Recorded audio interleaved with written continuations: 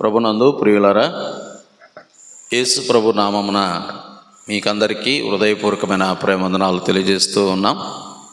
అందరూ క్షేమంగా ఉన్నారండి? క్షేమంగా ఉన్నారని ప్రభును స్తుతిస్తూ ఉన్నాను. ఈ సమయంలో దేవుని వాక్యములో నుండి కొన్ని సంగతులు మనం ఆలోచన చేద్దాం. గత వారములో మనం న్యాయాధిపతుల గ్రంథములో నుండి దేవుణ్ణి సంతోషపరచుట ఎలాగూ అనే అంశం మీద ఆలోచన చేశాం. ఈరోజు కూడా మరొక మాటను ధ్యానం చేద్దాం. న్యాయాధిపతుల గ్రంథం 9వ అధ్యాయము 9వ వచన భాగాన్ని మనం చదువుకుందాం. మమ్మను ఏలుమని ఒలీవ చెట్టు నడగగా, ఒలీవ చెట్టు దేవునిని మానవులను దేని వలన నరులు సన్మానించుదురో ఆ నా తైలముని యొక్క మాని చెట్ల మీద రాజునయ్యుండి ఇటు అటు ఊగుటకు నేను వచ్చేదనా అని వాటితో అనెను. ఈ వచ్చిన భాగాల్లో ఒలీవ చెట్టును గురించి ఆలోచన చేస్తున్నాం.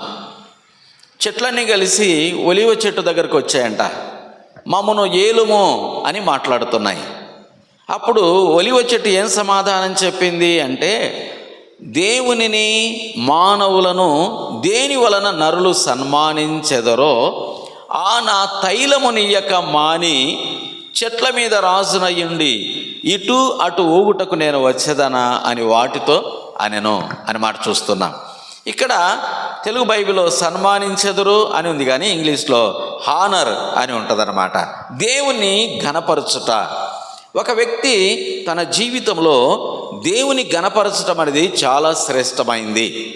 సృష్టికర్త అయిన దేవుణ్ణి, భూమిని, ఆకాశాన్ని, సూర్యచంద్ర నక్షత్రాదులను, పశుపక్షాదులను, జలచర్మలను సమస్తమును కలగజేసిన ఆ సృష్టికర్త అయిన దేవుణ్ణి మనం ఘనపరచడం ఎంతైనా మంచిది ప్రియులారా. అయితే ఇక్కడ ఈ వచ్చిన భాగంలో మనం ఆలోచన చేసినట్లయితే ఒలీవ చెట్టు ఇద్దరికి ఉపయోగపడుతున్నట్టుగా మనం చూస్తున్నాం. ఒకటి దేవుని ఘనపరచడానికి ఉపయోగపడుతుంది, రెండవది మానవులను కూడా ఘనపరచడానికి ఉపయోగపడుతున్నట్టుగా మనం చూస్తున్నాం ప్రియులారా. కనుక మనం దేవుని ఘనపరుస్తున్నామా?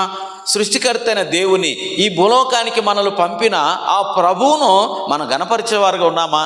అయితే దేవునిని ఘనపరిచేవారుగా ఉండాలని లేఖన భాగాలు మనకు స్పష్టంగా తెలియజేస్తున్నాయి. కానీ కొంతమంది దేవుని ఘనపరుస్తున్నారంట, కానీ ఎలా ఘనపరుస్తున్నారో చూడండి. మత్తయి సువార్తలో ఒక మాట, మత్తయి సువార్తలో ఒక మాట చూడండి. 15వ అధ్యాయము, మత్తయి సువార్త 15వ అధ్యాయంలో చూడండి 8వ వచనం. 15వ అధ్యాయము 8వ వచనం చూడండి. ఈ ప్రజలు తమ పెదవులతో నన్ను ఘనపరచుదురు గాని వారి హృదయము నాకు దూరముగా నున్నది. కొంతమంది దేవుని ఘనపరుస్తున్నారంట, కానీ ఎలా ఘనపరుస్తున్నారంట? వారు పెదవులతో దేవుని ఘనపరుస్తున్నారు, హృదయపూర్వకంగా మనస్ఫూర్తిగా దేవుని ఘనపరచడం లేదు, కానీ వారు పెదవులతో దేవుని ఘనపరుస్తున్నట్టుగా మనం చూస్తున్నాం ప్రియులారా. వారిని గురించి ఏమంటున్నాడు? 7వ వచనంలో వేషధారులారా అని మాట్లాడుతున్నాడు. కనుక చాలామంది దేవుణ్ణి పెదవులతో ఘనపరచాలనుకుంటున్నారు, దేవుని స్తుతించాల పెదవులతో అనుకుంటున్నారు, కానీ హృదయంలో నుండి దేవుని ఘనపరచటం లేదు, మనస్ఫూర్తిగా దేవుణ్ణి ఘనపరచటం లేదు. దేవుడేమో ఘనపరచాలంటుంటే కొంతమంది ఘనపరచాలనుకుంటున్నారు. ఎలాగంటే, తమ పెదవులతో నన్ను ఘనపరచుదరు కానీ వారి హృదయం నాకు దూరముగా ఉన్నది. మానవునికి దేవునికి మానవుని హృదయం ఎలాగుందంటే పెదవులు దగ్గరగా ఉన్నాయి, కానీ మానవుని యొక్క హృదయం దేవునికి దూరముగా ఉన్నది. అందుకే వీరేమంటారంటే వేషధారులారా అని మాట్లాడుతున్నట్టుగా మనం చూస్తున్నాం ప్రియులారా. అయితే ఇదొక విషయం ఆలోచన చేసినట్లయితే ఇంకో సంగతి ఏంటంటే, మనుషులను ఘనపరచాలని చూస్తున్నారు. చూడండి తెస్సలోనికలకు రాసిన మొదటి పత్రిక, తెస్సలోనికలకు రాసిన మొదటి పత్రిక 2వ అధ్యాయము 6వ వచనం చూడండి. 2వ అధ్యాయం 6వ వచనం.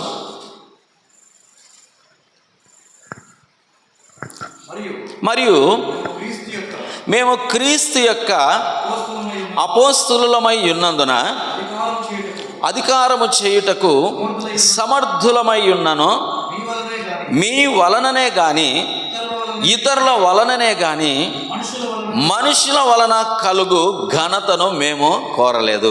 పౌలు అంటున్నాడు, ఏమంటున్నాడంటే మీ వలననే కానీ ఇతరుల వలననే కానీ మనుషుల వలన కలుగు ఘనతను మేము కోరలేదు అంటున్నాడండి.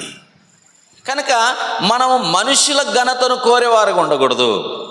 చాలామంది మనల్ని ఘనపరచాలని కోరుకుంటాం, సింహాసనాలు కావాలని కోరుకుంటాం, ఉన్నత స్థానాలు కావాలని కోరుకుంటాం, ఉన్నత పదవులు కావాలని కోరుకుంటాం. కానీ దేవునికి రావలసిన ఘనతను దేవునికి ఇవ్వకుండా, దేవుని గణపరచవలసిన విధానంలో దేవుని గణపరచకుండా మనం మనుషులను గణపరుస్తూ ఉంటాం కదా, రకరకాలుగా వారిని సన్మానించి గణపరుస్తుంటాం. పౌలు అంటున్నాడు, మనుషుల వలన కలుగు ఘనతను మేము కోరలేదు. ఎంత మంచి దేవుని సేవకులండి. నిజంగా ఈ దినాల్లో మనం చూసినట్లయితే చాలా భయంకరమైనటువంటి పరిస్థితుల్లో మనం ఉన్నాం, చాలా భయంకరమైనటువంటి దినాల్లో ఉన్నాం. దేవుని మర్చిపోయేటువంటి దినాల్లో మనం ఉన్నాం. దేవుని మర్చిపోయి మనుషులను గణపరచడం మనం నేర్చుకున్నాం, మనుషులను హెచ్చించడం మనం నేర్చుకుంటున్నాం. కానీ దేవుడు కనబడుతున్నాడా? మన సేవలో, మన భక్తి జీవితంలో, మనం చేసేటువంటి ప్రతి పనిలో ప్రభువును గణపరుస్తున్నామా? ప్రభు ఉన్నాడా? కానీ మనుషులకే ఘనత తీసుకొస్తున్నాం, మనుషులని గొప్ప చేస్తున్నాం కదా. కనుక నేటి దినాల్లో అలాంటి పరిస్థితులు మనం చూస్తున్నాం ప్రియులారా. కానీ పౌలు అంత స్థాయికి ఎదిగిపోయినా, ఆయన అపోస్తులు అయినప్పటికీ, దేవుని యొక్క దర్శనాన్ని పొందినప్పటికీ కూడా ఆయన అంటున్నాడు, మేము మనుషుల వలన కలుగు ఘనతను మేము కోరలేదు. ఎంత మంచి మాట అండి. మరి ఈ సమయంలో నువ్వు మనుషుల ఘనతను కోరుకుంటున్నావా? నన్ను పై స్థానానికి పిలవలేదని కోరుకుంటున్నావా? అరే నాకు పాట ఇవ్వలేదని కోరుకుంటున్నావా? నాకు వాక్యం ఇవ్వలేదని కోరుకుంటున్నావా?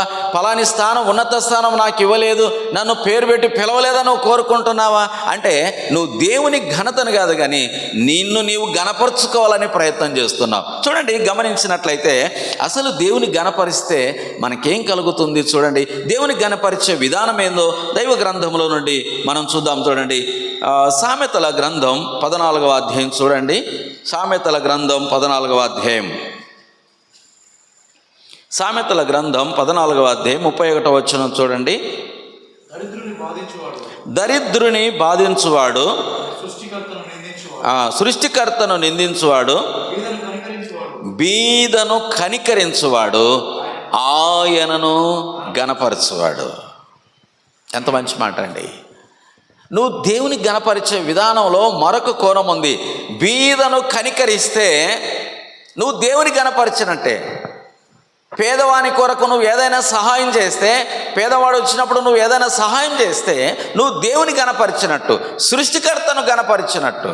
చాలామంది దరిద్రులను బాధిస్తూ ఉంటారు, ఇబ్బందులో ఉన్న వారికి ఇంకా ఇబ్బందులు కలిగిస్తూ ఉంటారు, సమస్యలో ఉన్న వారికి ఇంకా సమస్యను కలిగిస్తూ ఉంటారు. కానీ ఇక్కడ మనం ఆలోచన చేసింది ఏంటంటే, దరిద్రుని బాధించువాడు వాని సృష్టికర్తను నిందించువాడు. నువ్వు ఒకవేళ దరిద్రుడని నువ్వు బాధిస్తే సృష్టికర్తన దేవుని నిందించినట్టు. కనుక నువ్వు బీదను కనికరిస్తే ఆయనను గణపరచుట. నువ్వు దేవుని గణపరచాలంటే బీదవాని కనికరించు, బీదవానికి నీవు సహాయం చేయి. ఎవరైనా ఇబ్బందులు ఉన్నప్పుడు వారికి సహాయంగా నువ్వు ఉండగలిగితే, నువ్వు బీదను కనికరించగలిగితే నువ్వు దేవుని గణపరిచినట్లే ప్రియులారా. మరి నువ్వు పేదలను కనికరిస్తున్నావా? పేదల కొరకు ఏదైనా సహాయం చేస్తున్నావా? యేసుక్రీస్తు ప్రభువారు కూడా ఆయన బీదలకు స్వార్థ ప్రకటించడానికి వచ్చినాడని రాయబడింది లేఖన భాగాల్లో. పేదలను కనికరించేవాడుగా మనం ఉండాలని లేఖనాలు చూస్తున్నాం. అయితే ప్రియులారా, దేవుని గణపరిస్తే మనకేం కలుగుతుందో కొన్ని సంగతులు ఆలోచన చేద్దాం. చూడండి, దేవుని వాక్యములో నుండి సమూయేలు మొదటి గ్రంథం 2వ అధ్యాయం 30 వచనం చూడండి. సమూయేలు మొదటి గ్రంథం 2వ అధ్యాయము 30 వచనం చూడండి. నీ ఇంటి వారును ఓకే జరిగించుదురని యెహోవా ఆజ్ఞ ఇచ్చి ఉన్నాను. ఇప్పుడు అది నా మనస్సునకు కేవలం ప్రతికూలమాయనని ఇశ్రాయేలీల దేవుడైన యెహోవా సెలవిచ్చుచున్నాడు. కావున యెహోవా వాక్కు ఏదనగా, నన్ను గణపరచు వారిని నేను గణపరచుదును, నన్ను తృణీకరించువారు తృణీకారం పొందుదురు. ఈ మాటను మనం ఆలోచన చేసినట్లయితే, ఎప్పుడు మనకు ఘనత వస్తుందంటే మనుషులు చేస్తే ఘనత రాదు, మనుషుల వలన మనకు ఘనత కలగదు. కానీ ఎప్పుడు ఘనత వస్తుందంట? మనం దేవుని ఘనపరిస్తే ఆటోమేటిక్గా నువ్వు చెప్పకుండానే, నీ స్థానం నువ్వు కోరుకోకుండానే దేవుడు నిన్ను ఉన్నత శిఖరాలకు తీసుకుని వెళ్తాడు. నువ్వు అనుకుంటున్నావు మనుషులపైన ఆధారపడి మనుషులు ఎవరో నన్ను పిలవాలి, మనుషులు ఎవరో నన్ను ఘనపరచాలని నువ్వు అనుకుంటున్నావు, కానీ వాటి ద్వారా నీకు ఘనత రాదు, కానీ అవమానం వస్తూ ఉంది. అందుకే లేఖనాలు బాగా ఏం చెప్తున్నాయంటే, నన్ను ఘనపరచు వారిని నేను ఘనపరుస్తా. అక్కడ ఒలీవ చెట్టును చూసినట్లయితే, నేను దేవునిని మానవులను దేని వలన సన్మానించుదురో ఆ నా తైలము నీయక మాని. అంటే ఈ రెండు విషయాలు మానుకుంటే, తైలము మానుకుంటే దేవుని ఘనపరచలేం. దేవునికి ఇవ్వవలసిన ఘనతను దేవునికి ఇవ్వవలసిన వారంగా ఉండాలి. అందుకే మనం దేవుని ఘనపరిస్తే మనకేం కలుగుతుందంటే, నన్ను ఘనపరచు వారిని, అనగా ప్రభువును ఘనపరచు వారిని నేను ఘనపరుస్తానంటున్నాడు. నన్ను తృణీకరించువారు తృణీకారమందుదురు అని లేఖన భాగాల్లో మనం చూస్తున్నాం. ప్రియులరా, పౌలు ఎంత చక్కగా మాట్లాడాడండి. మేము మనుషుల ఘనతను కోరనే లేదు. దేవుడు నన్ను అపోస్తలుడిగా పిలిచాడు, ఎంతోమందికి స్వార్థ ప్రకటించడానికి, ఎంతోమంది క్షేమం కోరి ప్రార్థించడానికి దేవుడు నన్ను పిలిచాడు. అన్య జనులకు స్వార్థ ప్రకటించడం కొరకై ఒక ఉన్నతమైన స్థానాన్ని నాకు దేవుడు ఇచ్చినాడు. అయినా నేను మనుషుల వలన ఘనతను కోరడం లేదు అని ఎంత చక్కగా అందిస్తున్నాడు ప్రియులారా. కనుక మనము ఘనపరిచేది ఎవరిని అంటే, దేవుని ఘనపరిచే వారిగా ఉండాలి. అపోస్తల కార్యముల గ్రంథంలో ఒక ఆయన చూడండి ఏం చేశాడు చూడండి. అపోస్తల కార్యముల గ్రంథం 12వ అధ్యాయంలో చూడండి. 12వ అధ్యాయంలో, అపోస్తల కార్యముల గ్రంథంలో 12వ అధ్యాయంలో చూడండి. 12వ అధ్యాయంలో 22వ వచనం ఉపన్యాసం చేస్తున్నాడు. అందరూ ఏమని మాట్లాడుతున్నాడు చూడండి. 22, 23 వచనం. జనులు ఇది దైవ స్వరమే కానీ మానవ స్వరము కాదని కేకలు వేసిరి. అతడు దేవుని మహిమపరచనందున వెంటనే ప్రభుదూత అతని మొత్తెను గనక పురుగులు పడి ప్రాణం విడిచెను. అందరు అంటున్నారు, పబ్లిక్ అంటున్నారు, జనులందరూ అంటున్నారు ఇది దైవ స్వరమే. వాక్యం చెప్తుంటే అంటున్నారు అందరూ దైవ స్వరమే అంటున్నారా? నేను హెచ్చిస్తున్నారా? నేను ఘనపరుస్తున్నారా మనుషులు? ఒకవేళ ఆ విధంగా చేస్తున్నట్లయితే అది పతనానికి కారణం ప్రియులరా. దావీదును అన్నారు, సౌలు వేల కొలది, దావీదు 10,000 కొలదని వాళ్ళు స్త్రీలు గాన ప్రతిగానాలతో పాటలు పాడుతున్నారు. వారు ఘనపరిచారు మనుషులు, కానీ అక్కడ దావీదు అరణ్యం పాలు కావాల్సి వచ్చింది. కనుక ఎప్పుడు మనుషుల ఘనత కొరకు మనం వెతకకూడదు, మనుషుల ఘనత కొరకై మనం ప్రాకులాడకూడదు. దేవుడే నిన్ను ఘనపరచాలి, దేవుడే ఉన్నత స్థానంలో ఉంచుతాడు. దేవునికి తెలుసు, నువ్వు ఎప్పుడైతే దేవుని ఘనపరుస్తూ ఉంటావో దేవుడు నిన్ను హెచ్చిస్తాడు. కానీ మనుషుల కోసం, మనుషుల ఘనత కొరకై మనం పరిగెత్తాల్సిన పని లేదు ప్రియులారా. కొంతమంది మనుషులను సంతోష పెట్టాలని ఏదోదో చేస్తుంటారు, మనుషులను ఘనపరచాలని, కనబడాలని ఏదోదో చేస్తుంటారు, కానీ వాటి వలన ప్రయోజనము శూన్యం ప్రియులారా. అయితే ఇక్కడ ఏ రోజున గురించి మనం ఆలోచన చేసినట్లయితే, అతడు దేవుని మహిమపరచనందున వెంటనే ప్రభుదూత అతని మొత్తెను గనక పురుగులు పడి ప్రాణము విడిచెను అనే మాట మనం చూస్తున్నాం ప్రియులారా. దానియేలు గ్రంథంలో కూడా నెబుకద్నెజరు రాజు ఉన్నాడు. ఆయన అంటున్నాడు, ఈ రాజనగరం అంతా నేనే కట్టించిన, వీటన్నిటిని నేనే కట్టించిన అని మాట్లాడుతున్నాడు. నేను అనే పదాన్ని ఉపయోగించాడు ఎక్కువ సార్లు. కనుక ఎంత ప్రమాదానికి గురయ్యాడండి కదా. 7 సంవత్సరాలు పశువుల వలె గడ్డి మేయాల్సి వచ్చింది. కనుక దేవునికి రావలసిన ఘనతను దేవునికి రావాలి, దేవునికి చెందవలసిన వాటిని మనుషులకు ఆపాదించకూడదు, దేవునికి చెందవలసిన ఘనతను మనుషులకు ఆపాదించకూడదు. లూకా సువార్తలో ఒక ఆయన అంటున్నాడు చూడండి. లూకా సువార్తలో మనకు తెలుసు ఆ మాట. లూకా సువార్తలో ఒక మాట చూడండి, దయచేసి గమనించండి. లూకా సువార్త 12వ అధ్యాయంలో ఒక ధనవంతుడు ఉన్నాడు. ఆయన ఏమని మాట్లాడుతున్నాడు చూడండి. లూకా సువార్త 12వ అధ్యాయంలో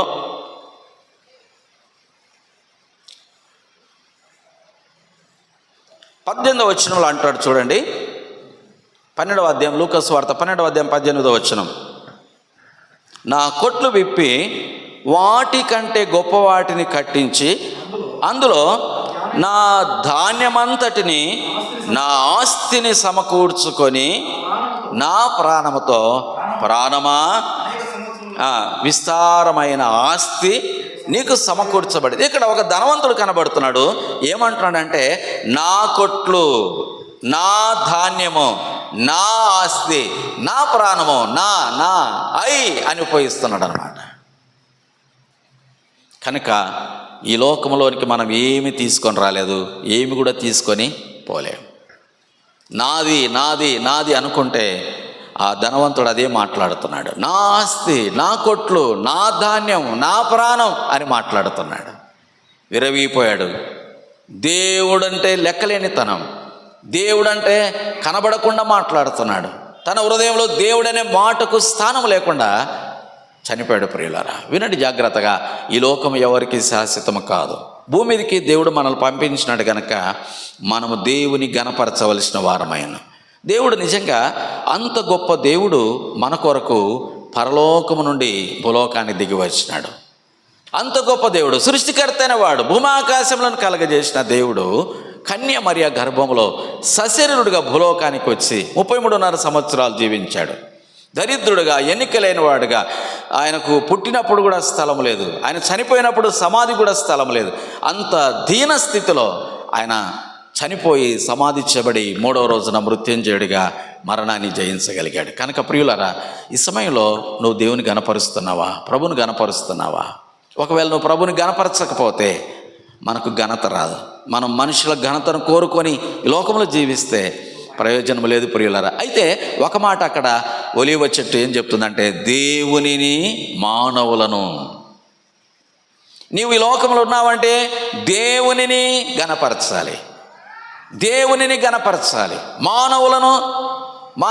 మానవులకు ఇవ్వాల్సిన వాటిని, మానవులకు ఇవ్వాల్సిన రెస్పెక్ట్ను మనం ఇవ్వాల్సిందే. కానీ దేవుని గణపరుస్తున్నామా? మన జీవితంలో, వ్యక్తిగత జీవితంలో దేవుడు లేకుండా మనం ఎంతకాలం జీవించినా వ్యర్థం ప్రియులారా. మన పనులు దేవుని కనబడకుండా చేస్తున్నాయి. మనకున్న వస్తు వాహనాలు, మనకున్న ధనధాన్యాలు, మనకున్నటువంటి వాటిని బట్టి దేవుణ్ణి గణపరచలేకపోతున్నాం. దేవుడిని దూరంగా పెట్టేస్తున్నాం, పెదవులతో గణపరుస్తున్నాం. దేవుని సన్నిధికి వచ్చి పెదవులతో గణపరుస్తున్నాం, కానీ హృదయపూర్వకంగా ప్రభువుని మనం గణపరచలేకపోతున్నాం. కనుక ఈ సమయంలో మనం దేవుని మాటలు వింటున్న దేవుని మనం గణపరిచేవారుగా ఉండాలి. హన్న అక్కడ దేవుని గణపరుస్తూ ఉంది, హన్న ప్రభును గణపరుస్తూ ఉంది, దేవుని గణపరుస్తూ ఉంది.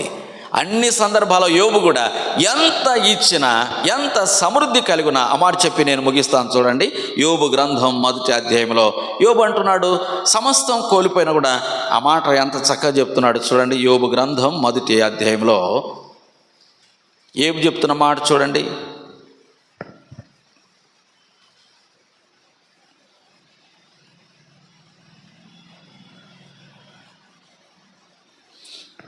ఇరవై 21వ వచనం చూడండి, 1వ అధ్యాయం 21వ వచనం.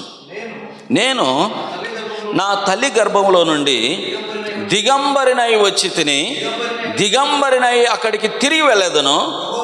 యెహోవా ఇచ్చెను, యెహోవా తీసుకొని పోయెను, యెహోవా నామమునకు స్తుతి కలుగును గాక. పోయినా దేవుని గణపరుస్తున్నాడు, ఇచ్చినా దేవుని గణపరుస్తున్నాడు. యెహోవా ఇచ్చెను, ఇది నేను సంపాదించింది అంటలేడు. ఇన్ని గొర్రెలు, ఇన్ని మేకలు, ఇన్ని గాడిదలు, ఇన్ని ఎద్దులు, పశువులు, ఈ బంగారం, ఇవన్నీ నేను సంపాదించుకొని మాట్లాడతలేడు. యెహోవా ఇచ్చెను అంటున్నాడండి. మనమైతే ఇది నేనే సంపాదించిన, నేనే కష్టపడిన, నేనే నేనే నేనే అని మనం మాట్లాడతాం. కానీ ఇక్కడ యోబు మాట ఎంత క్లియర్గా చూడండి, యెహోవా ఇచ్చెను, యెహోవా తీసుకొని పోయెను. ఇచ్చిన వాడే తీసుకున్నాడని చెప్తా ఉన్నాడు. దేవుడు ఇచ్చేవాడు, ఇచ్చేది ఏదైనా మనం కలిగి ఉన్న ప్రతిది కూడా దేవుడు ఇచ్చేవాడు. ఆయన సమస్తమును దయచేవాడు అని రాయబడింది. ఆయన సమస్తమును దయచేవాడు. ఇంత గొప్ప దేవుడు మనకున్నాడు గనక దేవుడు ఇన్ని ఇస్తే కూడా దేవుని గుర్తుపెట్టుకోలేకపోతున్నామా? ఇన్ని ఇస్తే కూడా దేవుని గుర్తు చేసుకోలేకపోతున్నామా? దేవుని జ్ఞాపకం చేసుకోలేకపోతున్నామా? దేవుని గణపరచలేకపోతున్నామా? యోబు పోయినా కూడా దేవుని గణపరుస్తున్నాడు, అన్ని కోల్పోయినా కూడా దేవుని గణపరుస్తున్నాడు. ఆయన నామాన్ని గుర్తు చేసుకుంటున్నాడు, ఆయన నామాన్ని ఉచ్చరిస్తున్నాడు, ఆయన నామాన్ని గొప్ప చేస్తున్నట్టుగా మనం చూస్తున్నాం ప్రియులారా. కనుక ఈ సమయంలో దేవుని మాటలు వింటున్న మనం, మనకున్న వ్యక్తిగత జీవితాలను బట్టి, మనం కలిగిన వాటిని బట్టి ప్రభువును గణపరిచేదిగా ఉండాలి, ప్రభువును హెచ్చించేదిగా ఉండాలని మనం చూస్తున్నాం. దేవుడు మన కొరకై ఈ కొద్ది తలంపులను దీవించి ఆశీర్వదించునుగాక.